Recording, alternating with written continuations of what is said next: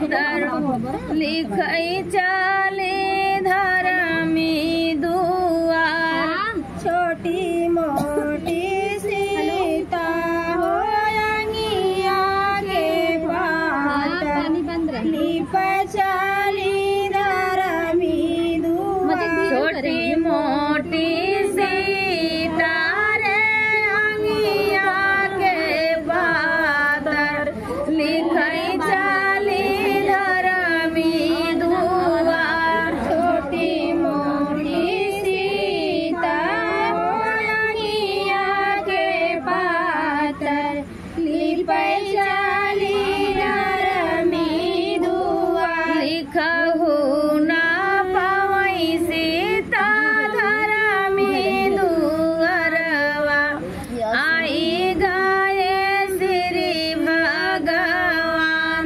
लिखहु ना पावै सीता धरमी दुअरवा आई गए श्री भगवान लिखहु ना पावै सीता धरमी दुअरवा आई गए श्री भगवान लिखहु ना पावै सीता धरमी दुअरवा आई गए श्री भगवान आओ मोरी सीता बगल मोरी बैठौ बनी जाति उदासी हमार आई मोरी सीता बगल मोरे बैठा बनी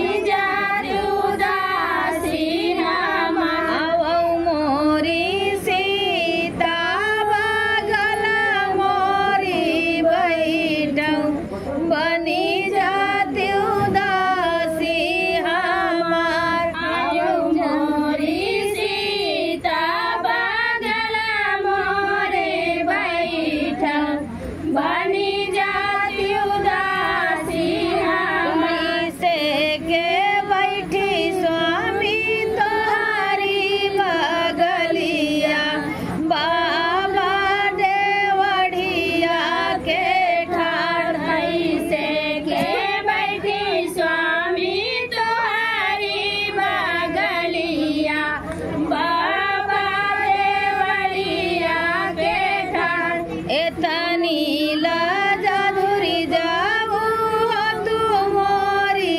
सीता बाबा घर रहत्यु कुआर एतनी लाजादुर जाऊ तुम्हारी सीता बाबा घरे रहती कुआर एतनी लजाधुरी जाऊ तू मोरी सीता बाबा घर रहत्यु कुआर एतनी लाजादुर जाऊ तुम्हारी सीता बाबा घरे रहती कुआर छोटी मोटी सीता रे अंगिया के पातर लिखै चली धरमी दुआर